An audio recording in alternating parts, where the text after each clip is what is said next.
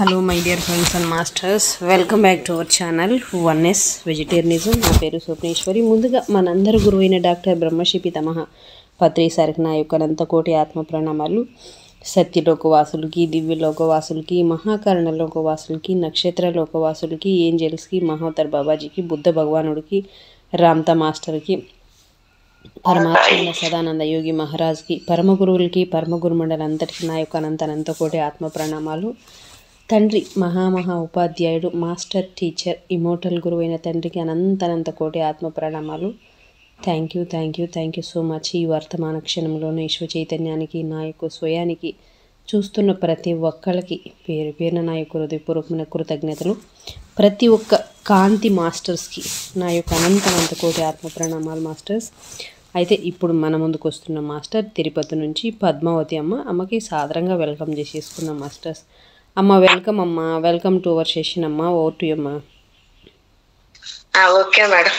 మరి జగద్గురు అయినటువంటి పత్రిసారికి, స్వర్ణమాలమ్మకు అనంత కోటి వందనాలు తెలియజేస్తూ, మరి ప్రతిరోజు ధ్యానము అందిస్తున్న తటపత్రి వీరరాఘవ దంపతులకు శతకోటి వందనాలు తెలియజేస్తూ, మరి జూన్ లో ఉండే మాస్టర్లందరికీ నా ధన్యవాదాలు తెలియజేస్తూ, మరి మాది తిరుపతి, నా పేరు పద్మావతి. మరి ఈ అవకాశం ఇచ్చిన మానస మేడంకు మరి ధన్యవాదాలు తెలియజేస్తూ, నేను తీసుకున్న టాపిక్ ఏంటంటే మానవుడు యోగిగా ఎదగాలంటే అనే పుస్తకంలో మనసులో మార్పులు అనేది తెలియజేస్తాను. మనం ఏది చేయాలన్నా, ఏది పొందాలన్నా మన మనసే శుద్ధంగా ఉండాలి. వినిపిస్తుందా మేడం? వినపడుతుందమ్మా, వినపడుతుంది. ఏం ఇబ్బంది లేదు కదా? లేదు.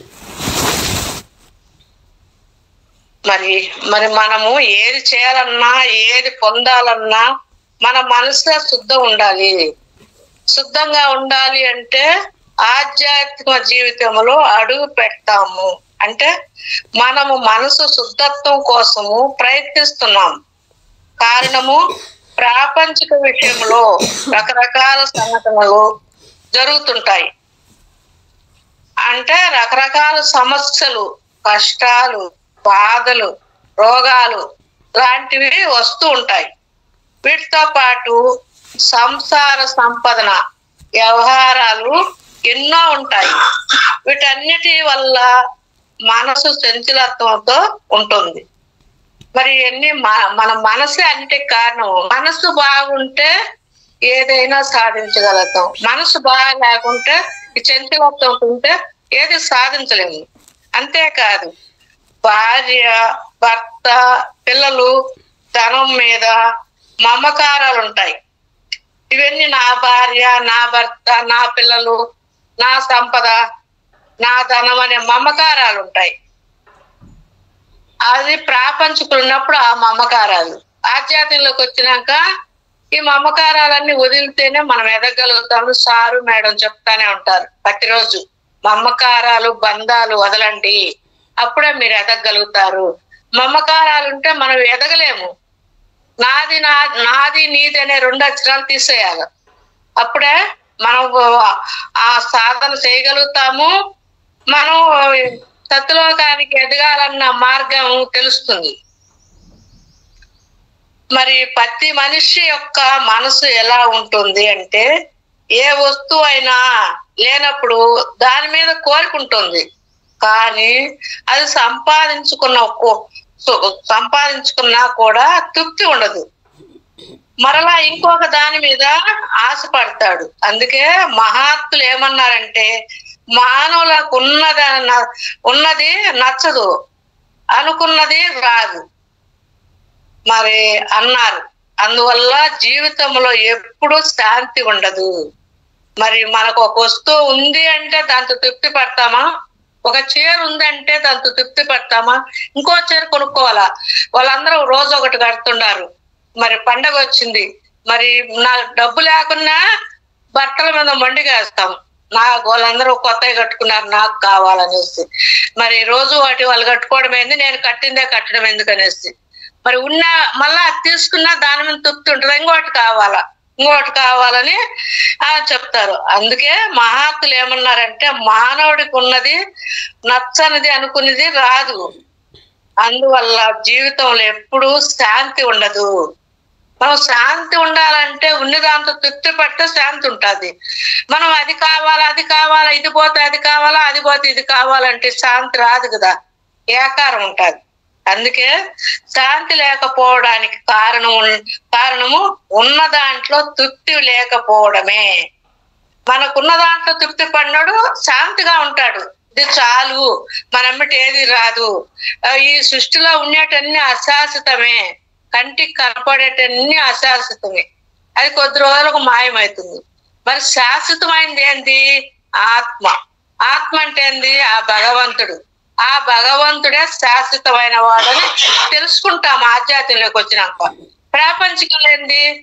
ఈ భూమి కొనాలా, ఈ బంగారు కొనాలా, ఇండ్లు కొనాలా, మా మనవాళ్ళకు కాదు ముది మనవాళ్ళకు కూడా కావాలా అని ఆశపడతానే ఉంటారు, తృప్తి పడరు.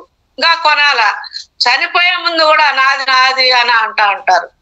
కానీ ఆ అసంతృప్తితో ఏది సాధించలేరు. మరి తృప్తితో ఏదైనా సాధించగలుగుతారు. మనకున్న నీడుందా, తాగన గెంజి ఉందా, చాలు, మనమేం ఎత్తవాం కదా అని తెలుసుకుంటాడు జ్ఞాని. అజ్ఞాని ఇంకా సంపాయాలా, ఇంకా సంపాయాలా, ఇంకా నా మనవాళ్ళు ముది మనవాళ్ళు ఇంకా ఉండాలా అంటే మనం పోయేటప్పుడు ఏమి ఎత్తకపోము. ఈ శరీరం కూడా కాలి బూడిద పడిపోతుంది ఈ భూమి మీద. మన అమ్మటి వచ్చేది ఆత్మ సంబంధించినట్టు వచ్చేదని మనకు తెలియదు ధ్యానంలోకి వచ్చేంత వరకు. అంటే అజ్ఞాని అది అనుకుంటాడు, జ్ఞాని ఏది అనుకుంటాడు? మనము మృత్యువు మన దగ్గరికి వచ్చేటప్పటికి మనం ఏం చెయ్యాలి? మృత్యువు దగ్గర రోజు జరిగే కొద్ది దగ్గర అవుతానే ఉంటది. మరి వచ్చినప్పుడు కబలిస్తుంది కదా, మనం ఏమన్నా రామ్ అనేది అనుకుందా? కాబట్టి ఆ జ్ఞాని ఏమనుకుంటాడు? మృత్యువు మన దగ్గరికి వచ్చేసరికి నేనేం నేర్చుకోవాలి అంటే జ్ఞానం నేర్చుకొని ఆ భగవంతుడి దగ్గర అవ్వాలి. మరి 84 లక్షల జీవరాశుల్లో మానవ జన్మ గొప్పది అన్నారు. అన్ని జన్మాలు దాటుకొని మరి ఖనిజాలు గాను, రాళ్లు గాను, మొక్కలు గాను, చెట్లు, జంతువులు గాను, జంతు జన్మలోంచి మానవ జన్మ వస్తుంది. అందుకనే నువ్వు దున్నపోతాలు ఉండవు అని వాటిని పోలుస్తారు. మానవ జన్మ నుంచి జంతు జన్మ నుంచి మానవ జన్మ వస్తుంది. మరి మానవ జన్మ వచ్చింది జ్ఞానం ఇచ్చిన పంచభూతాలతో ఈ భౌతిక శరీరము నిలబడింది. పంచభూతాలంటే 5 5 25 ఒక్కొక్క దానికి 5 ఉంటుంది. ఇప్పుడు నాకు 5 మంది బిడ్డలు అనుకో, ఒక్కొక్కరికి 5 మంది, ఒక్కొక్క మంది బిడ్డకు 5 మంది పుడితే 5 5 25 మంది అవుతారు. కాబట్టి ఆకాశము, వాయువు, అగ్ని, జలము, పృథ్వీ, ఈ 5. మరి ఆకాశంలో ఏం పుట్టినాయి? మనస్సు, బుద్ధి, చిత్తము, అహంకారం. అంటే అంతరేంద్రియాలు అంటారు. అవి కనపడవు. మనసు కనపడుతుందా? బుద్ధి కనపడుతుందా? అవి కనపడవు. కాబట్టి అవి అంతరేంద్రియాలు అంటారు. మరి వాయువు అంటే మరి అది సమాన, యాన, ఉదాన, ప్రాణ, అపాన అంటే ప్రాణేంద్రియాలు అంటారు. అవి వాళ్ళు తక్కువ ఉన్నా మనం తట్టుకోలేము. మరి ఏది తక్కువ అని సమానంగా ఉంటేనే ఈ ప్రాణేంద్రియాలు అన్ని సరిగ్గా ఉండేది. తర్వాత ఏంది? అగ్ని. అగ్ని అంటే జ్ఞానేంద్రియాలు అంటారు. మరి చక్షువు, శ్రోత్రము, జిహ్వ, మరి రసగంధాలు అంటే ఈ శరీరం. ఈ 5 జ్ఞానేంద్రియాలు అంటారు. అంటే చక్షు అంటే చెవులు, కళ్ళు, జిహ్వ అంటే నాలుక, రసగంధాలంటే ఈ ముక్కు వాసన, ఈ చర్మము. ఈ 5 జ్ఞానేంద్రియాలు అంటారు. మరి కర్మేంద్రియాలు అంటే అవి భూమిలో పుడతాయి. భూమిలో పుట్టేది ఏది? ఈ వాక్కు జ్ఞానేంద్రలోనే ఉంది. కానీ ఆ వాక్ ఏమైంది? వాగుతా ఉంటది. అందుకని కర్మేంద్రియాలు వేసినారు, ఎప్పుడు వాగేదని. ఈ వాక్కు ఈ ఈ పాదము, ఈ పాణి అంటే చెయ్యి, పాదం అంటే కాలు. మరి మల విసర్జన, మూర్త విసర్జన ఈ 5 భూమిలో పుట్టినాయి. వీటిని కర్మేంద్రియాలు అంటారు. మరి 5 5 25 అయితే జ్ఞానం ఇచ్చినాడు మనకు. 26 తత్వాలతో ఈ భౌతిక శరీరము మనము మానవుడుగా ఉండాలి పంచభూతాలతో. మరి మానవుడు అంటే శరీరము, మనస్సు, ఆత్మ అన్నారు. మరి శరీరము శాశ్వతం కాదు. ఆత్మ పక్కకు పోతే ఈ శరీరం నశిస్తుంది. ఈ మనస్సు చంచలమైంది. ఈ చంచలమైన మనసు ఏం చేయాలా? నిశ్చలం చేసుకోవాలా. నిశ్చలం చేసుకోవాలంటే మరి నిర్మలం అవ్వాలా. నిర్మలం అవ్వాలంటే శుద్ధ శాశ్వతం అవ్వాలా. శుద్ధ శాశ్వతం అవ్వాలంటే నిర్గుణం అవ్వాలా. నిర్గుణం అవ్వాలంటే మరి శ్వాస మీద ధ్యాస పెట్టి ధ్యానం చేయాలి. ధ్యానం చేసినప్పుడే నువ్వు బుద్ధి వికసిస్తుంది. బుద్ధి వికసించినప్పుడు యశస్సు జ్ఞానం వస్తుంది. మరి అశస్సు జ్ఞానం వచ్చినప్పుడు ఎలా మాట్లాడాలి, ఎవరితో ఎలా నడుచుకోవాలి, మరి ఎలా ప్రవర్తించాలి మనము అని తెలుస్తుంది జ్ఞానం వచ్చినప్పుడు. ఇలా వడవడ వాగేది కాదు. పత్రిసారి చెప్తారు, నీ నోట్లోంచి మాట వచ్చిందంటే నీకన్నా ఉపయోగపడాలి, లేదా పక్క వాళ్ళకన్నా ఉపయోగపడాలి అంటారు. ఎందుకంటే వ్యర్థమైన మాట రాకూడదు.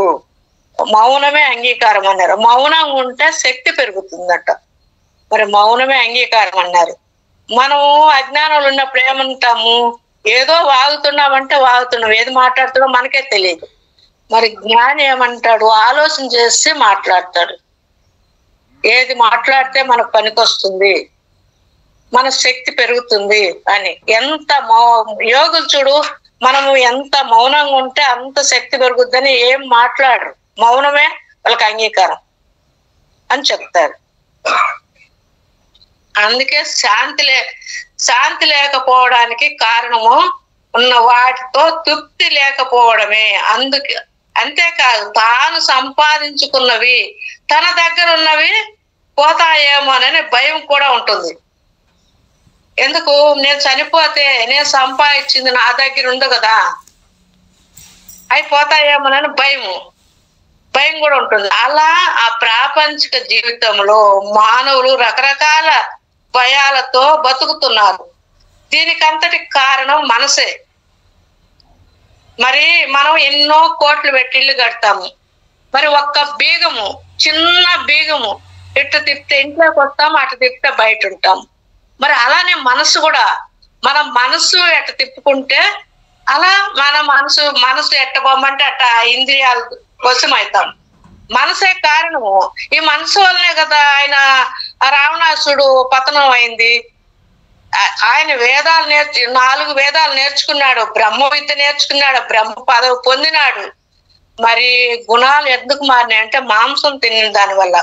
ఇంత అన్ని నేర్చుకొని కూడా గుణాలు మారినాయి ఆ మాంసం తిన్న వల్ల. అప్పుడు మనసు మారిపోయింది. మరి ప్రపంచంలో ఏది అందం ఉందో అదంతా నాకే కావాలన్నాడు. మరి ఆమె శూర్పణఖ సీతాదేవి అందంగా ఉంది అంటే మరి ఈయన జంజి వేషం వేసుకొని ఆమెను తీసుకొని వచ్చినాడు. మరి అందం ఒకడు చేసుకున్న భార్యని ఇంకొకడు అపహరించకూడదు, అదే అధర్మం అని చెప్తారు. మరి ఆయన ఈ ప్రపంచం ఆయనకి అన్ని ఉన్నాయి.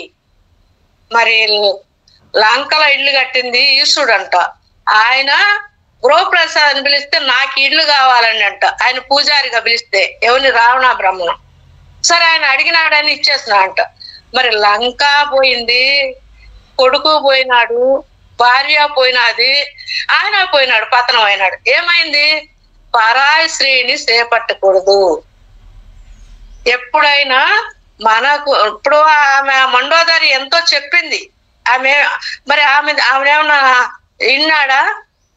మరి తమ్ముడు చెప్పినాడు, విన్నాడా? ఎవరిది లెక్క చేయలేదు. అంటే మరి రజోగుణంలో ఉంటే అహంకారం ఎక్కువ. అహంకారం వల్ల ఎవరి మాట వినరు, వాళ్ళ చెవులో దూర్చుకోరు. వాళ్ళకు తగిన కాటేస్తేనే వాళ్ళకి అప్పుడు తెలుస్తారు. అందుకని రావణాసురునే పోల్చుకుంటారు. ఎందుకంటే ఆయన ఆ అహంకారం వల్ల పతనం అయినాడు అనేసి. మరి చూడండి, తిరుపతి వెళ్తాము, కోరికలు కోరుకొని ఉండిలో డబ్బులు వేస్తాము, అలా దేవుడి మీద భారం వేస్తాము అనే తృప్తితో జీవిస్తారే కానీ తాను చేసిన కర్మలు బట్టి ఫలితం వస్తుంది అని తెలుసుకోలేరు. కష్టాలు కూడా కర్మలు తీరే వరకు పోవు అన్న విషయం తెలియదు. మనము ఈ కష్టాలున్నాయి, నాకు ఈ లాభం వస్తే నీ కుండీలో డబ్బులు వేస్తా, నీకు ఎంటికలు ఇస్తా, పనికిరాని జుట్టు ఏం చేస్తాడు ఆయన? ఆయన ఏమైనా జడేసుకుంటాడా? ఏమైనా ఉపయోగిస్తారా? ఆయన నాకు ఈ బాధ పోతే, ఈ పిల్లోడు పాస్ అయితే నేను కూడా అట్టే చేస్తున్నా, నాకు తెలియక అజ్ఞానం ఉండి 5 సార్లు ఇచ్చిన మా పిల్లలు పాస్ అయితే నేను ఎంటికలు ఇస్తానని. మా అమ్మ వాళ్ళు ఎప్పుడు అంటారు, ఎప్పుడు నీకు జుట్టేనా? ఆ జుట్టే జడేసుకునేది ఎప్పుడని? నీకు మెట్లు ఎక్కి వస్తాను, బొట్టు పసుపు కుంకం పెడతాను మా పిల్లలు పాస్ అయితే అని. ఇంకే కోరికలే, వాళ్ళు పాస్ అయితే అని అనుకుంటాను. మరి 5 సార్లు నడిచినాను, 5 సార్లు ఇంటికి ఇచ్చాను. అదే అజ్ఞానం. అజ్ఞానం నుండి ఆయన మరి మనం పోయినప్పుడు నీకు అది ఇస్తాను, నాకు ఇది ఇవ్వమని అడగకూడదు. మరి నాకు మానవ జన్మ వచ్చిన దానికి ముక్తి మార్గం కావాలి అని మొక్కోవాల. మరి అలా లేదు, కొండపైకి పోతే నీకు అది ఇస్తా, నాకు లాభం వచ్చి ఉండిలో 2 వేలు వేస్తా, 2 లక్షలు వేస్తా, నీకు ఎంటికలు ఇస్తా అనే మొక్కుంటారు ప్రతి మానవుడు. మరి అజ్ఞాని అయితేనే నాకు ముక్తి మార్గం కావాలి అని అడుగుతాడు. మరి ఆ అజ్ఞానం తొలగాల. అజ్ఞానం అంటే చీకట్లో ఉంటాడు, జ్ఞాని ఎలుగు అంటారు, ఎలుగును పోలుస్తారు. కానీ ఇవన్నీ ఆధ్యాత్మిక జీవితంలోకి వచ్చాకే తెలిసింది. మనం ఆధ్యాత్మిక జీవితంలోకి వచ్చినాకనే తెలిసింది. ఆ వరకు నేను పూజలు చేసి ఇదే గొప్ప అనుకుంటాను. ఈ పూజలు చేస్తున్నా నేను ఆ పూజలు కూడా 5 గంటలకే చేసేది, అంటే బ్రహ్మముహూర్తంలో చేస్తే మంచిది అన్నారని. గాయత్రి పూజలు కానీ, ఆ కాళికమ్మ గుడి దీపాలు పెట్టడం కానీ, మళ్ళా మాఘమాసం వస్తే 5 గంటలకు చల్లనీళ్ళు స్నానం చేసి ఆ చుక్కలు ఉండగానే దీపాలు పెడితే బాగా మంచి మనకు లక్ష్మీదేవి ఇంట్లోకి వస్తుందని మాఘమాసంలో కూడా అట్టే సన్నీళ్ళతో స్నానం చేసి ఉపవాసాలు ఉండేది. మరి శివరాత్రికి ఉపవాసాలు ఉండి నిద్ర మేలుకొని జాగారం చేసి ఇవన్నీ చేస్తాను. ఇవన్నీ చేస్తున్నా కూడా నాకు కానీ ఇది కాదని అంతరాత్మ చెప్తానే ఉన్నది, ఇది కాదు ఇది కాదని. కానీ మనకు అది తెలియదు, ఏదైంది అప్పుడు తెలియదు, ఇది కాదని అంతరాత్మ చెప్తానే ఉన్నది. మళ్ళా మా ఇంటికి గాయత్రి పూజ మేము కార్యకర్తలుగా ఉన్నప్పుడు మా పక్కన ఒక ఆయన వెంకటరెడ్డి అని గురువు ఉన్నాడు, అసలు సిద్ధాంతి. వీళ్ళు దీనికే ఇంత ప్రాముఖ్యత పడుతున్నారు, అసలు చూపిస్తే ఇంకా ఎంత ఇంట్రెస్ట్ గా చేస్తారనేసి ఆయన మా ఇంటికి వచ్చినాడు. ఇది ఆయన చెప్పేదానికి. ఆయన చెప్పేది ఏమంటే అంతటా నిన్నున్నాడు, సర్వము నిన్నున్నాడు అని చెప్పినాడు, కానీ నీలో ఉన్నాడని చెప్పలా. ఆయన రోజు వచ్చేది మా ఇంటికి, అంటే 2 రోజులకు ఒకసారి, వారానికి ఒకసారి వచ్చేది. ఈదులో అందరిని పిలిచండి, మా అందరికి 10 మందికి చెప్పినా అదే ఒక మాట, ఒకరికి చెప్పినా అదే మాట. ఎంతమందిని పిలిచినా రారు. ఆ గబగబ వంట చేసి మేమే కూర్చుంటాం ఆయన వచ్చినప్పుడు. ఈసారి గురువు గారు మేమే వింటాం, ఎన్ని రోజులు పిలిచినా వాళ్ళు రామంటున్నారని. కానీ మా సారు కూడా తిట్టేది నన్ను, ఈ ఈదులు ఎవరికి లేనిది నీకు ఒక్కదానికేనా పూజ గురువు అని. ఎన్ని తిట్టినా కూడా నేను పట్టించుకునేదిలా. అంటే నాకు ఆ బయట ప్రపంచంలో వాళ్ళతో అమ్మలక్కలతో నీదింత నాదింత అనుకునే కన్నా ఇది గొప్పది కదా అనేసి గమ్మునైపోయినా. మళ్ళీ ఆయన ఎన్నైనా తిట్టుకొని ఎందుకని గమ్మునైపోయినా. అప్పుడు ఆయన 10 ఏళ్ళు చెప్పినాడు. ఆ తర్వాత మా మాధవ్కి మ్యారేజ్ అయింది. అప్పుడు నాకు చెయ్యి బాగా నొప్పి వచ్చింది. అప్పుడు ఏలూరికి పోయి అపాయింట్మెంట్ తీసుకొచ్చిన మా చైతన్య 5వ నెల పిల్లోడైతే అప్పుడు వదిలేసరాను పోయినా. అక్కడ మా మాధవికి అప్పటికే అలవాటు అయిపోయింది. ఒక ఆమె అపార్ట్మెంట్ లో రోజు ధ్యానం చేస్తారు, రాత్రులు పగుళ్ళు, తలుపు కూడా పెట్టదు, చేసుకుంటారు పోతారు, అన్ని ఇల్లంతా పిరిమిళ్ళి. అప్పుడు అక్కడికి గొడవపోయింది. మా అమ్మ అక్కడికి పోవాలంటుంది మేడం. అక్కడికి పోతే 10,000 అవుతుంది కదా మా ఖర్చు, నువ్వు ధ్యానం చేసుకో తగ్గిపోతుంది అని ఆమె ఆ అపాయింట్మెంట్ అయిపోయేంత వరకు మాటలు చెప్పి నన్ను నిలబెట్టేసింది. మళ్ళా 10 రోజులు ఉన్నాక జగన్నాథ్ గుట్టకు పత్రి సార్ వచ్చినాడని అప్పుడు పోయినాం. అప్పుడు అక్కడ ఒక 2 రోజులు ఉన్నాము. అక్కడ ఒక పాట రాపించుకొని వచ్చిన. నాకు పాటన్నా ముగ్గన్నా అది వచ్చేంత వరకు నిద్ర పట్టను. అదేందో నాకు అదొక పిచ్చి. మా కింద ఉన్నాం కాబట్టి పెద్ద ముగ్గు వేసుకుంటా అది నేర్చుకొని. అట్ట ఆ పాట నేర్చుకున్నాక మాధవ్ పాడుతుంటే అందరు జిరాక్స్ సొగం చాలా మంది జిరాక్స్ ఇచ్చుకున్నారు బాగుంది అనేసి. అలా అలా ఆమె మా ఇంట్లో మాస్టర్లు పిలిచి ఒక 41 రోజు చెప్పించింది అట్ట ఇద్దరు ముగ్గురిని. అలా అప్పుడు అలవాటు అయిపోయిందే కానీ మా కోడలు అప్పుడు ఇంటర్ చదువుతా అండి, ఆమె చదివిస్తా, ఎంటెక్ వరకు చదివిస్తున్నా, పిల్లలు చూసుకున్నా, మా మాధవి పిహెచ్డి వరకు చదివించి పిల్లలు చూసు ఈ బంధకాలు ఉండిపోయినా. వాళ్ళు కిందికి పోయినారు. ఇప్పుడు ఈమె హైదరాబాద్ పోయింది. ఇంకా చింతపండుకు పండు మాయితే ఎట్ట కొప్పి ఉండదో అలా ఫ్రీ అయిపోయింది. అది తగులుకోదు కదా, విడిపోతుంది మాగినప్పుడు బొప్పి. ఆ మాదిరి అయిపోయింది. ఇప్పుడు నేను ఇంట్రెస్ట్ నేర్చుకోవాలా, ఎదగాల, మనం కూడా ఈ మానవ జన్మ వచ్చింది, ఇంత వయసు అయింది, ఇంకెన్ని రోజులు ఉంటాము, ఈ లోపల నేర్చుకోవాలా అని ఇప్పుడు తపన నాకు వచ్చి రోజు నెల భీమారం పోవడము, ఇక్కడ క్లాసులు జూమ్ లో చెప్పడము, మీ దగ్గర చెప్పడము, ఈ తపన ఇప్పుడు పుట్టింది నాకు. ఇంతవరకు ఏదో మామూలుగా ఉన్నా, ఏదో చెప్పినామా ఇన్నామా అని. మా మాధవ్ రామ్మ నా ఏమిటి క్లాస్ కు, నువ్వు నేర్చుకుందువు, అందరు ఇన్ని స్కూళ్ళు ఉన్నాయి, అన్ని స్కూల్ పోతా అన్నది. అంటే అప్పుడు అనిపించలే, నువ్వు పో, నేను ఇంట్లో ఉంటా పిల్లల దగ్గర, నువ్వు పో అని చెప్పేది. ఇప్పుడు తెలిసింది నాకు ఈ రుచి తెలిసింది. ఈ రుచి తెలిసినాక ఇప్పుడు నేను కూడా ఎదగాల అని తపన ఇప్పుడు పడింది. అందుకే ప్రాపంచిక జీవితం వారి మనసు ఎప్పుడు చంచలత్వంతో ఉంటుంది. అదే శాంతికి కారణము ఉండాలి. మీ మనస్సు ప్రశాంతంగా ఉంటే మీ దృష్టి ఒకలాగా ఉంటుంది. మీ మనస్సు అలజడిగా ఉన్నప్పుడు మీ దృష్టి వేరే రకంగా ఉంటుంది.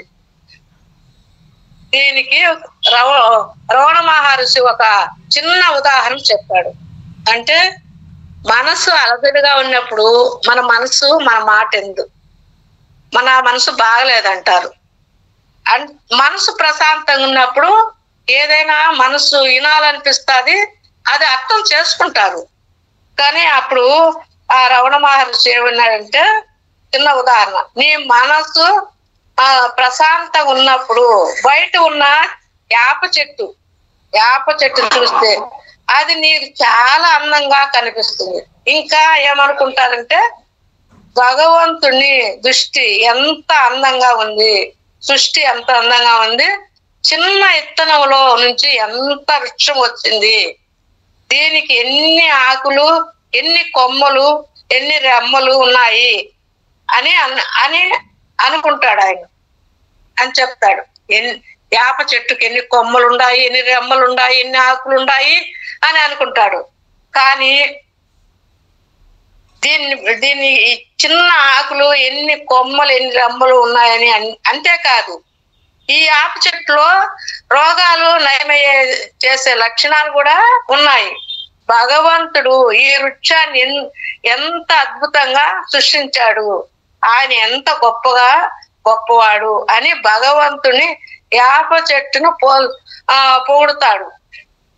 అంతే అదే అశాంతిగా ఉన్నప్పుడు, అబ్బా ఈ చెట్టు వల్ల దొడ్డంత ఆకులు రాలిపోతున్నాయి, గాలికి ఎగిరిపోయి చెట్లు ఆకులన్నీ వస్తున్నాయి, చిన్న వర్షం వచ్చినా చాలు ఇల్లంతా చెత్తే అయిపోతుంది, తుడసలేకపో సస్తున్నాము అని మనసు అశాంతిగా చిరాకుగా ఉన్నప్పుడు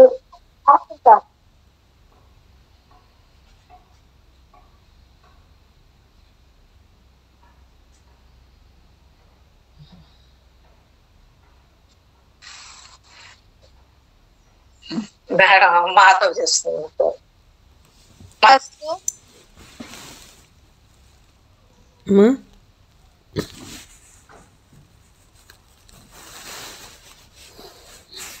మనసు అశాంతిగా చిరాకుగా ఉన్నప్పుడు అనుకుంటారు.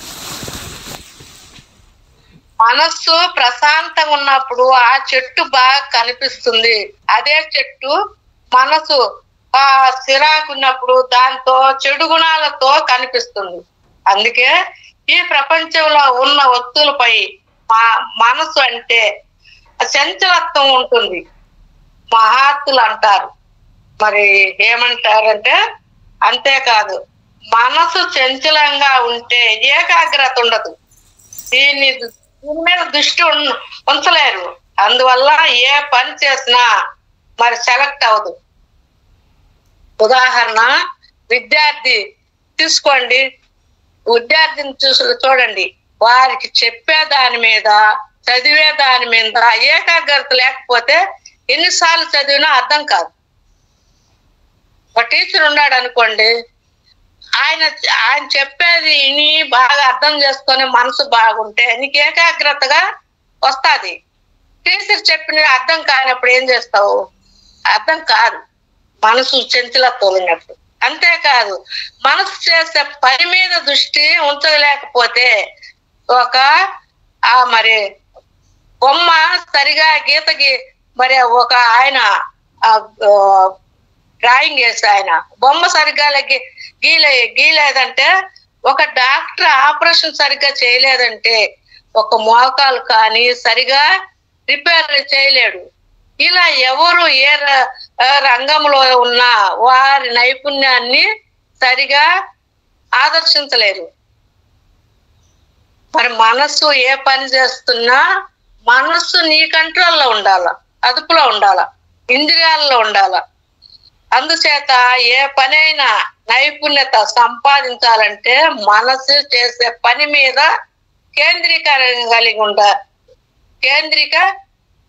కలిగి ఉండాలి. ఆ పని విజయవంతం అవుతుంది. కేంద్రీకంగా ఉంటే నీకు ఆ పని విజయవంతం అవుతుంది. కానీ మనస్సు చంచలంగా ఉంటే ఇది స్వార్థంగా ఉంటుంది. అందుచేత పత్రిజీ బోధించిన శ్వాస మీద ధ్యాస ఉంచి చంచలంగా ఉన్న మనసును నిశ్చలం చేయాలి. అంతేకాదు, మనసు ఇంకా ఎక్కువ నైపుణ్యము ఆదర్శించాలన్నా, ఎక్కువ గొప్ప కార్యాలు చేయాలన్నా నిశ్చలంగా ఉన్న మనసుని నిర్మూలం చేయాలి. అంతేకాదు, మానవుడు యొక్క పనులు ఆశ్చర్యము విధంగా ఉండాలంటే నిర్మలంగా ఉన్న మనస్సు శూన్యం చేయాలి. మరి ఏం చేయాలా? శూన్యం చేసుకోవాలా. మనం నిర్మలంగా ఉండే మనసును ఏ పని చేయాలన్నా, మనం దాన్ని సెక్స్ అవ్వాలన్నా నిర్మలంగా ఉన్న మనస్సు శూన్యం చేయాలి. అలా శూన్యంలో ఉన్న మనస్సును పరిశూర్ణం చేయాలి.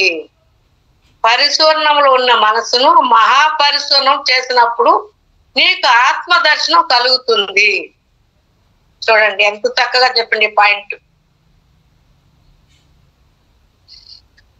శూన్యంలో ఉన్న మనసును పరిశూర్ణం చేయాలి అంటే మనము శుద్ధత్వంలో ఉన్నప్పుడు, పరిశూర్ణం ఉన్న మనసు మహాపరిశూర్ణం చేసినప్పుడే నీకు ఆత్మదర్శనం కలుగుతుంది. మరి మనం ధ్యానంలో కూర్చున్నప్పుడు ఆలోచనలు వస్తాయి.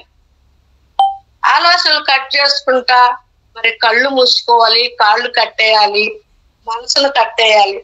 అప్పుడు ఆ మనసును కట్టేసినప్పుడు ఏమవుతుంది? అంతర్ముఖం అవుతుంది. అప్పుడు ఆ మనస్సు వంగ తీసుకొని మనం మన అంతర్ముఖం పోవాలి. అప్పుడు ఆత్మ అంటే ఆ పరబ్రహ్మ, ఆయనలో ఉండిపోతాం. అప్పుడు ఎంత ఆనందంగా ఉంటుందో చూడండి. ఆ పరబ్రహ్మతో ఉంటే ఎంత అనుభూతి పొందుతామో, ఎంత ఆనందంగా ఉంటుంది. మరి ఈ చంచలంగా ఉంటే మనం ధ్యానం కుదరదు. ధ్యానానికి కూర్చున్నప్పుడు బయట విషయాలు ఏది మాట్లాడకూడదు, ఆలోచన చేయకూడదు. ప్రపంచ విషయాలు మాట్లాడుకున్నామంటే ఆ రోజు కుదురుకోదు. మనం ఎప్పుడైతే దీని మీద దృష్టి పెట్టి కూర్చుంటామో అప్పుడు ధ్యానం కుదురుతుంది, మన మనసు అంతర్ముఖం అవుతుంది. అప్పుడు ఆ పరమాత్మతో ఉంటాము. మనస్సు మహాశూన్యం చేసినప్పుడు నీకు అంతర్దర్శనం కలుగుతుంది, అంటే దైవ దర్శనం కలుగుతుంది. మరి అదే దైవ దర్శనం కావాలి అంటే మనం చేస్తే వచ్చేది వస్తుంది, పొందేది పొందుతాము. మరి మనం ఏది చేయకుండా అంటే ఏం పొందుతాము? మనం పొందలేము. ఇక్కడ మనం గమనిస్తే మానవులో ఈ మార్పులన్నీ మనసును బట్టే ఉంటాయి. మన మనసు ఎట్ట తిరగమంటే అటు తిరుగుతుంది. ఈ మనసు అన్నిటికి కారణం. ప్రపంచాన్ని ఆయన గెలిచొచ్చు కానీ మనసును గెలిచలేమంటారు. మరి అలెగ్జాండర్ చూడు, ఇంత సంపాదిస్తున్నాడు, నువ్వు ఏం ఎత్తపోయినాడు అని వాళ్ళకి చెప్తాడు. నేను చనిపోయినప్పుడు నా చేతులు బయట పెట్టండి, ఈయనేమో అన్ని ఎత్తపోయినాడు అనుకుంటారని నా చేతులు ఏం ఎత్తవాలదు అని అనుకోవాల ప్రజలు. నా చేతులు బయట పెట్టండి అంటారు. ఎందుకు? ఆయన మనసును గెలిచినాడు. ఆ మనసును గెలిచేదే మనం ఆ శ్వాస మీద ధ్యాస పెట్టి మనం ప్రయత్నం చేసేది. ప్రతిరోజు అద్దం మీద దుమ్ము ఉంటే ఎలా తుడుచుకుంటాము, ఈ మనసును కూడా కడుక్కోవాలి. మాయ చుట్టుకుంటాది. ఇప్పుడు కర్ణుడు అన్నం తింటా ఎవరు అడిగినారంట డబ్బు, ఈ ఎంగి పెట్టేయాలని ఎడం చేత ఇచ్చినాడంట. ఏం స్వామి నువ్వు అన్నం తిన్నా కుడి చేత తీయచ్చు కదా అంటే, ఆ లోపల నా బుద్ధి ఎట్ట మారుతుందో అని ఇచ్చేసినాడంట. కానీ ఈ మనసు కోతి లాంటిది, ఒక క్షణంలో మారిపోద్ది. ఈ మనసు ఈ మంచి మారాలా మనం అనుకుంటే ధ్యానం చేయాలి. ఈ చంచలంలో ఉన్నప్పుడు కోతి లాంటిది, ఏం మాట్లాడుతున్నాం మనకే తెలియదు. అయ్యో ఆ పక్కవాడితో ఇట్లా అనొచ్చా అనకూడదు అని కూడా తెలియదు. అన్నాక ఈ మనసు శుద్ధంగా ఉన్నప్పుడు అప్పుడు ఆలోచన చేస్తాం, ఓ నేను తప్పు చేస్తున్నానా అని అప్పుడు అనుకుంటాం. కానీ ముందు విశేష జ్ఞానం ఉండదు, మాట్లాడతారు కాబట్టి తొందరపడతాం. మాట్లాడాలన్నా ఎంతో ఆలోచన చేసి మాట్లాడమంటాడు పత్రిక సార్ చెప్తాడు. మనము సజ్జన సాంగత్యం చేయాలా, స్వాధ్యాయం చేయాలా, మరి ఇది ఈ సేవ చేయాలా అంటాడు. మరి ఆత్మజ్ఞానం పుస్తకాలు చదవాలా, ఈ ఆత్మజ్ఞానం ఉన్న వాళ్ళతో సహవాసం చేయాలని. మరి మనము ఎవరికంటే వాళ్ళతో చేస్తే వాళ్ళ బుద్ధులే వస్తాయి. మరి అష్టావాక్యము వక్రముని ఏం చెప్పినా అంటే, ఈ ముల్లోకాలకి అన్నిటికన్నా గొప్పది సజ్జన సాంగత్యం అన్నారు. మరి అన్నిటికన్నా గొప్పది సజ్జన సాంగత్యం అన్నారు. మరి ఆ సజ్జన సాంగత్యము మనము ఆత్మ జ్ఞానులతో చేయాలంట. ఎందుకంటే వాళ్ళతో చేస్తే వాళ్ళ గుణాలే మనకు వస్తాయి. మరి వీళ్ళతో ప్రాపంచిక వాళ్ళతో చేస్తే ఏం దాడి కళ్ళు మూసుకోవాలన్నా బీమారం పోయి, ఇక్కడ లేదా ఇక్కడ మూసుకోకూడదా, ఎందుకు మనం పుట్టినాయి కదా నువ్వు తినకుండా ఉంటే నీకు బలం ఎట్ట వస్తుంది అని మనల్ని పడగొట్టేస్తారు. మాంసం తినకూడదు అంటే ఎందుకు అవి పుట్టినాయి. మొన్న ఒక ఆయన అంటాడు, వరి కూడా అది కూడా ప్రాణం ఉంది కదా, ఒడ్లు పండుతాండే కదా, ఎందుకు కోస్తున్నారు, అది కూడా ఒక ప్రాణే కదా, వీటిని కోయొద్దు అంటుండవు అని వాదించినారు. మరి వాళ్ళ వాదనకు మనం జవాబు ఆటేటప్పుడు గమన అయిపోవాలని చెప్తాడు సారు. మరి వాదించే వాళ్ళు చెప్పేంత వరకు ఎటు వాదిస్తారు. మా ఇంట్లో కూడా అంటారు, పండక్రా అక్క, మా చెల్లెలు పోతాను రాక్క అని అన్నదమ్ముల మీద. ఆడికి పోయినామంటే భోగి పండుగ రోజు ఉంటుంది నాన్ వెజ్, కలం పండుగ రోజు ఉంటుంది. మరి మనం ఆ ఎనర్జీ పోగొట్టుకోవడానికి పోవాల్సిందే. అందుకని నేను రాను. ఇప్పుడు నేను ఎప్పుడన్నా ఖాళీగా ఉన్నప్పుడు నేను రావాలనుకున్నప్పుడు వస్తాను. చాలా రోజులు అయిపోయింది కానీ నువ్వు వచ్చి అప్పుడు అమ్మున్నప్పుడు వస్తా అన్నావు. ఇప్పుడు రమ్మని ప్రతిరోజు పిలుస్తారు. మనం ఇన్ని రోజులు ఒక పైరు పెడతామనుకో, ఆ పైరు తినిపోయింది ఎంత బాధపడతాము. సంవత్సరం అంతా పెంచుకున్న పైరు అలా మనం ఉన్నది పోగొట్టుకొని రావాల్సింది. బుద్ధుడు చెప్పినట్టు నువ్వు ధ్యానం చేస్తున్నావు, నువ్వు ఏం సంపాదించుకున్నావు అంటే నేను ఉండేటిని పోగొట్టుకున్నాను అన్నాడంట. ఇదేందయ్యా ధ్యానం చేస్తే అన్ని సంపాదించుకుంటా అంటే, నాలో ఉండే ఈర్ష్యము, కోపము, మరి అసూయ, కామ, కోద, లోభము, మోహము ఇవన్నీ నేను పోగొట్టుకున్నాను అన్నాడు. అలా మనము ఇలాంటి చెడ్డ గుణాలు పోగొట్టుకున్నాము, ఆడికి పోతే మంచి గుణాలే పోతాయి. అందుకని నేను రాను మా, మీరు నువ్వు పో అని చెప్పిన. ప్రతిరోజు అడుగుద్ది మా చెల్లు రాకపోదామనేసి. నేను ఇప్పట్లో రాలేను, నువ్వు తింటా కాబట్టి నువ్వు నీకు అలా సరిపోద్ది, నువ్వు పోయిరాపు, నేను ఎప్పుడు బుద్ధి పుడితే అప్పుడు పోతానని వాళ్ళకి సాగు చెప్తానే ఉంటా. కానీ ఎందుకంటే వాళ్ళు ఆ రూట్లో లేరు, ఇన్లా. ఇప్పుడు సారు పిల్లలైనా కూడా విన్నారా? వినలేదు. కానీ ఆ 350 జన్మాలు ఉంటేనే ఈ రూట్లోకి వస్తారు. నా జన్మాలు తగ్గినప్పుడు మనం ఎన్ని చెప్పినా వాళ్ళు వినరు. అదే సార్ చెప్పేంత వరకే బలంతం చేయదు అని చెప్తాడు. దానికే మనం ఆడికి పోయి ఉన్నటి పోగొట్టుకునే కన్నా మనం లేవు. మనం ఎక్కడుండే వాళ్ళు అక్కడ ఉంటే వాళ్ళే రమ్మంటా. నేను ఇక మీరే రాండి నా దగ్గరికి, నేను చేసి పెడతా తినండి అని చెప్తా. అప్పుడు నేను వస్తున్నాను, ఇప్పుడు మీరు రాండి అని చెప్పేసి. బుద్ధుడు ఏం చేస్తున్నా అంటే చిన్న చీమను చూసి నేర్చుకున్నాడంట. ఎందుకు? ఆయన ఎక్కడెక్కడ తిరిగి ఏసిరి పడి చెట్టు కింద కూర్చున్నాడంట. అప్పుడు ఆ చిన్న చీమ ఎక్కుతాందంట, దిగుతాందంట. అట్ట 6 సార్లు ఎక్కడము దిగడం ఉన్నదంట. 7వసారి సరణ ఎక్కిపోయిందంట. ఓహో, ఈ చిన్న జీవి ఎక్కడము దిగడంలో సాధించింది, మనమెందుకు సాధించకూడదని బుద్ధుడికి జ్ఞానోదయం కలిగిందంట. మరి అలా మనం కూడా చిన్న దాంట్లోనే మనం నేర్చుకోవాలి. ఆడికి పోయి వదిలి ఆయన్ని వదులుకోవడం ఎందుకు అన్నారు. నేను రానని చెప్పిన ఊరికి. అప్పుడు ఏమన్నా అనుకోండి, నేను ఇప్పుడు రాను అని. వాళ్ళకి ఒక మమకారం, నాకు ఉన్నది మమకారం. పుట్టిళ్ళు అంటే నెలగాలు ఉంటాను. ఇప్పుడు దీంట్లోకి వచ్చిన తర్వాత పోయినామనుకో, మనం వాళ్ళ తినే ఆహారాన్ని బట్టి మనం ఎంత పక్కన చేసుకున్నా కూడా వ్యతిరేకంగా ఉంటుంది. మనం ఉన్నది పోగొట్టుకుంటాం. అందుకని నేను రాను, ఇప్పుడు రాను, నా పని ఉంది, పండగ రోజు గుడ్డలు పెట్టుకోవాలంట మీ బావ వాళ్ళ అమ్మ నాయన, కానీ ఏదో ఒకటి సాగు చెప్పేసి నేను అయిపోయినా. కానీ అలా మనము మన ఇదిలో ఇప్పుడు కొట్టాలకు పోతే ఎంతో బాగా జరుగుతుందంట. ఆడ 25 రకాల వంటలు చేస్తారంట. అలా మెసేజ్ పెట్టినారు, అన్ని ఎక్కడెక్కడ వాళ్ళని పిలిచినారంట. అక్కడే పోయినా కూడా మన ఇద్దే కదా అది, అన్ని చూడొచ్చు. అంతకన్నా ఏముంది ఆడ. చేస్తారు పల్లెటూరులో బాగా భోగి మంటలు వేస్తారు, మాంసాలు అవి ఉంటాయి, అది తినే వాళ్ళకి.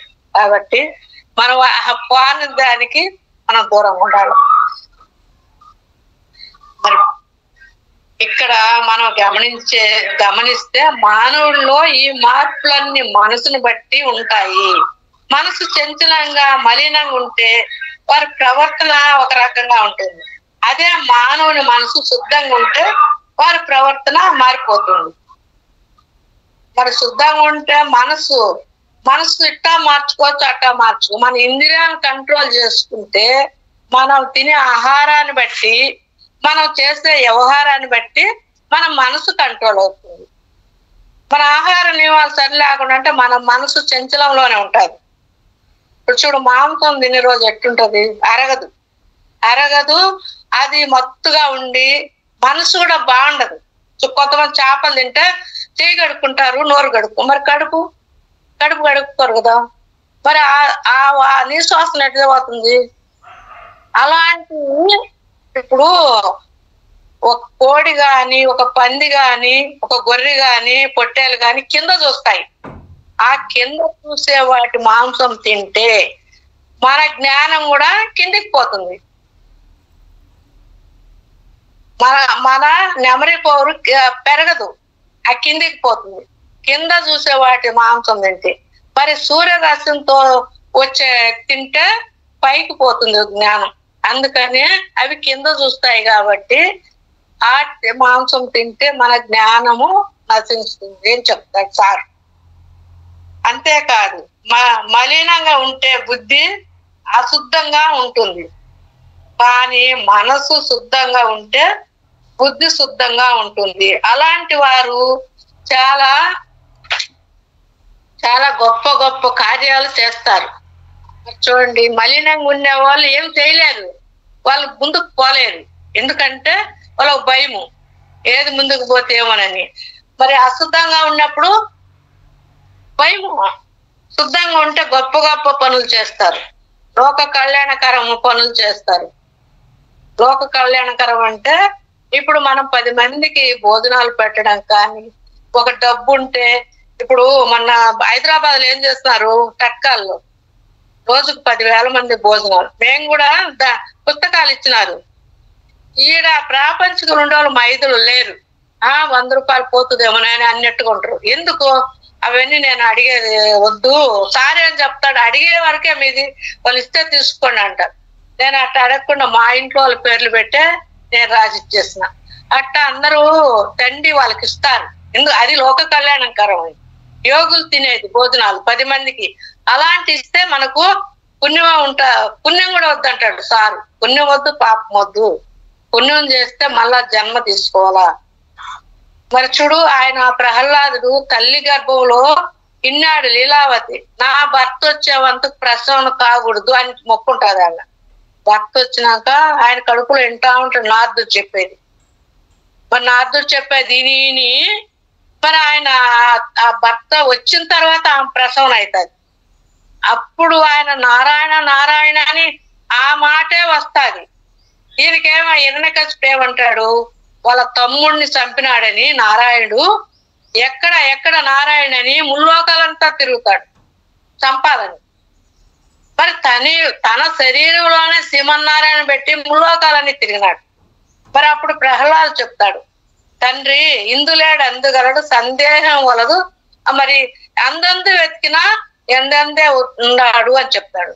మరి అప్పుడు మరి ఆయన అడుగుతాడు, నీ శ్రీహరి ఆడున్నాడు, మన శరీరంలో ఉన్నాడు అని చెప్తాడు కదా, ఎక్కడ ఈ స్తంభంలో చూపించంటే ఆ స్తంభంలోంచి వచ్చి ఆ శ్రీహరి ఆయన సంవరిస్తాడు. ఎవరు, ఆ శ్రీమన్నారాయణ. అందుకని ఎక్కడైనా ఉన్నాడు ఆయన. మరి అప్పుడు ఆ చిన్న వయసులోనే మరి ప్రహ్లాద్ చూడు ఆ దైవ దర్శనం అయింది అని అందరు అంటా ఉంటే విన్నాడంట. మరి ఆయన ఒక్కసారి ఏదో ఒక్క నిమిషం ఆలోచన చేస్తున్నాడంట, అవును కదా నేను చిన్న వయసులోనే నాకు దైవ దర్శనం అయింది అంటే. అప్పుడు గర్వం పెరిగింది. గర్వం పెరిగినాక మళ్ళీ జన్మ తీసుకున్నాడు. ఎవరు, శల్యుడుగా, రథసారుడిగా శల్యుడుగా జన్మ తీసుకున్నాడు. ఒక జన్మ పెరుగుతుంది గర్వంగా మనం ఏదన్నా అంటే. మరి జడభరతుడు కూడా అంతే కదా. మరి అన్ని వదిలేసి ఆశ్రయానికి వచ్చి సముద్రంలో స్నానం చేసి రోజు పోతా ఉంటే మరి ఒకరోజు ఆ లేడీ ప్రసవించి తల్లి చనిపోయిందంట, పిల్ల ఉందంట. ఓహో తల్లి లేదే, ఇది ఏమైనా తినిపోతే ఈ బిడ్డకు ఎవరు దిక్కు అని ఇంటికి తీసుకుపోయి సాకినాడంట. మరి ఆయన సాకిన మమకారంతో చనిపోయేటప్పుడు దీనికి ఎవరు, నేను చనిపోతేనే అని చనిపోయినాడంట. మళ్ళీ లేడీగా జన్మ తీసుకొని పుట్టినాడంట, ఒక జన్మ ఎక్కువగా. ఏదైతే మనం అనుకుంటామో అది మళ్ళా జన్మ తీసుకోవాల్సిందండి. మనం ఏదైతే అనుకుంటామో జన్మ తీసుకోవాల్సి వస్తుంది మళ్ళీ. అందుకనే ఆత్మ సంబంధించిన పనులు, లోక కళ్యాణం సంబంధించిన పనులు చేయాలంటాడు సారు. అంటే ఈ ఆత్మ సంబంధించినటువంటి ఈ పుస్తకాలు చదవడము, సజ్జన సాంగత్యం చేయడము, ఆత్మ సంబంధించిన వాళ్ళతో మాట్లాడటము, ఇవే చేయాలా అంటారు. అందరికీ మంచి చేస్తారు, ఎన్నో సేవలు చేస్తారు. మదర్ తెరీసా చూడండి, సేవ చేసింది కాబట్టే కదా ఆమె ఇంత మందిలో ఆమె పేరు వచ్చేసింది. ఆమె గొప్ప సేవ చేసింది. ఇతరుల లాభము కలిగించే వారు కూడా లాభం పొందుతారు. ఇతరులకి లాభం కలిగించే వాళ్ళు కూడా లాభం పొందుతారు. వాడు చెడిపోతే నేను బాగుండాలా, వాడు ఇంత ఇల్లు కట్టుకున్నాడు, వాడిని ఈర్చుకుని ఉన్నప్పుడు మనకు కూడా కిందికి పోతారు. ఎప్పుడైతే మనసులో కలుషం లేకుండా వాడు బాగుంటే చాలు, నేను ఎలాన్నా ఉన్ని, నా టైం వచ్చినప్పుడు నేను కూడా ఉంటా, వాడు బాగుంటే చూస్తాం అనుకునే మంచి గుణం ఉన్నప్పుడు ఆ ప్రకృతి కూడా వాడి సహకరిస్తుంది. ప్రకృతి అంటే భగవంతుడే. మనకు తెలియదు ఏం చేస్తుంది, ఆ ప్రకృతి చూస్తా ఉంటది. మనం ఏం చేస్తున్నాము, చెడ్డ చేస్తున్నామా మంచి చేస్తున్నామా మన ఖాతాలో పడతారు. మరి ఇతరుల లాభము కలిగించేవారు కూడా వాళ్ళకు లాభం పొందుతారు. ఇదంతా మనసులో వచ్చిన మార్పు వల్లే జరుగుతుంది. అంటే మన మనసులో వచ్చిన మార్పు, మంచి వచ్చినా చెడ్డ వచ్చినా మన మనసే కారణం అన్నిటికీ. మన మనసు సరిలేకుంటే ఏం చేయలేము. మరి బీమారం చూడండి, బీమారం పోయినామంటే 10 గంటలు ధ్యానం ఉంటుంది. 3 గంటలకే లేస్తారు, స్నానం చేసి ధ్యానంలో కూర్చుంటారు. 8 వరకు ధ్యానంలోనే ఉంటారు. అప్పుడు టిఫిన్ తిని మళ్ళా 1 గంట క్లాసు, మళ్ళా 3 గంటలు కూర్చుంటారు. ఇదే 1 గంట క్లాసు, మళ్ళా 3 గంటలు కూర్చుంటారు. మేడం గాని సారు గాని మళ్ళా వాళ్ళ భోజనాలు తిన్న 1 గంట ఇస్తారు. అప్పుడు ఇంకొకట్లా ఆయన ఇంకొకటి ఎవరైనా పాట పాడినా ఒప్పుకోడు. ఈ సాధన చేస్తే ఎదగాలి అని ఇది ఒకటే ఉంటది. ఇప్పుడు నిన్న తిరుపతిలో చెప్పింది ఆమె, ఇక్కడ చిత్తానూరులో, మళ్ళీ కడప పోయింది నిన్న, ఈ రోజు పొద్దుటూరు పోయింది. ఆయన ఒక దిక్కు, ఆమె ఒక దిక్కు, పోతానే ఉంటారు. ఆ 3 రోజుల బీమారాలు ఉండేది. వాళ్ళు అంత గొప్ప సేవ చేస్తారు కాబట్టి ఎదుగుతా ఉండారు వాళ్ళు. ఎంత మందికి ఎన్ని రకాల భాషల్లో, హిందీలో, ఇంగ్లీష్ లో, కన్నడలో, మరి అన్ని రాజ్యాల్లో మారుస్తా ఉండారు. అన్ని భాషల్లో మారుస్తా ఉండరు. ఎందుకు? ఆయన అంత కోటిస్తుడు కదా, మరి ఆయన ఎందుకు ఇవన్నీ చెప్పాలా? ఆయన గమనం ఉంటే ప్రశాంతంగా ఉండొచ్చు కదా. ఆయన 79 సంవత్సరాలు. మరి ఆమె అంత వయసులో, ఈయనంత వయసులో ఎందుకు చెప్తున్నారు?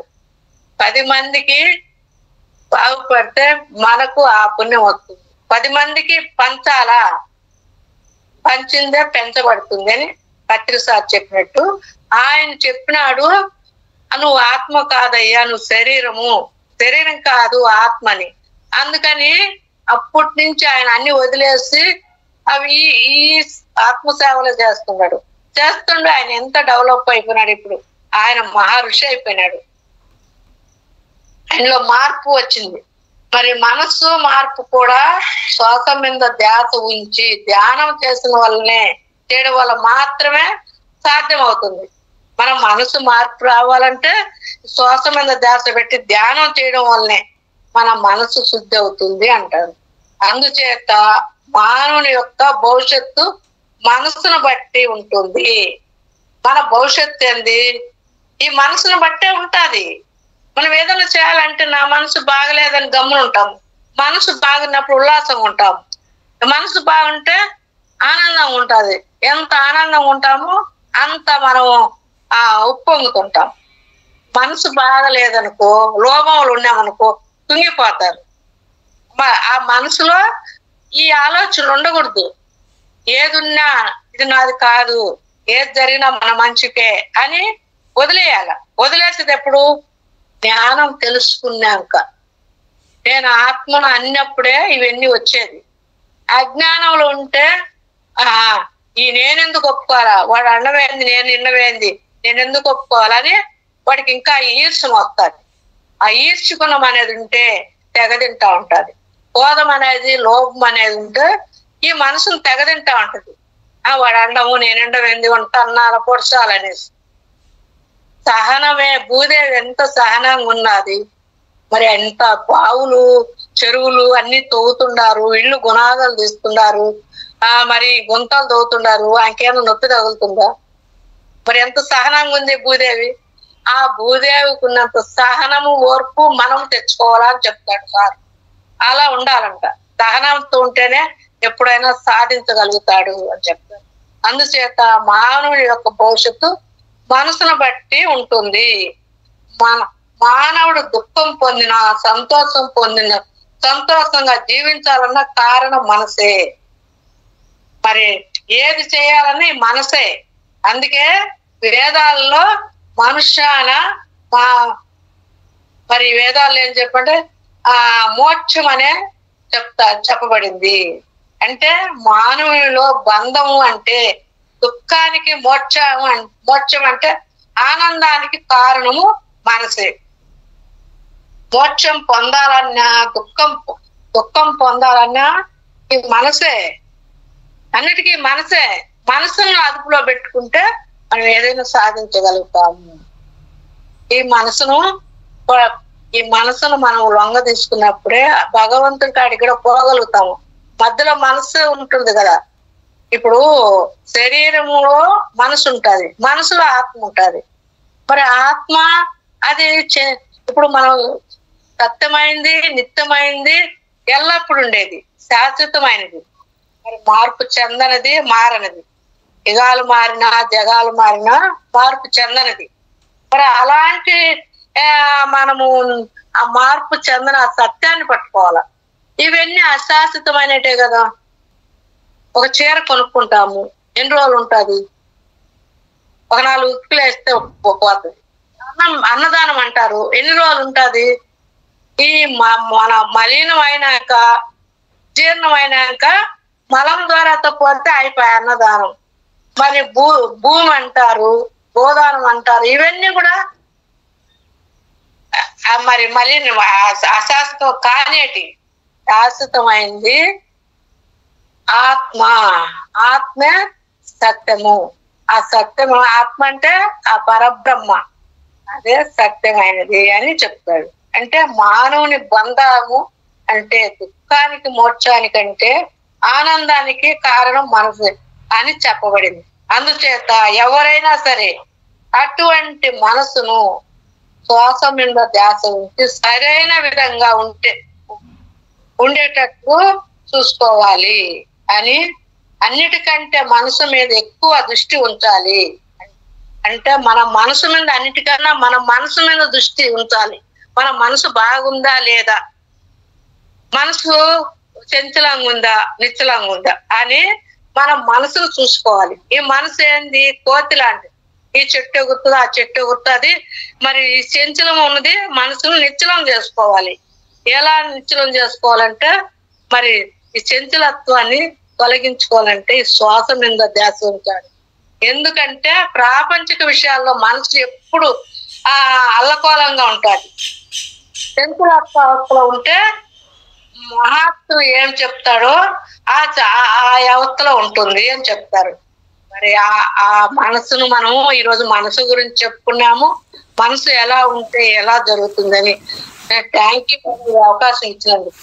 థ్యాంక్ యూ అమ్మా, థ్యాంక్ యూ సో మచ్ అమ్మా. మీకు నా యొక్క హృదయపూర్వకమైన కృతజ్ఞతలు.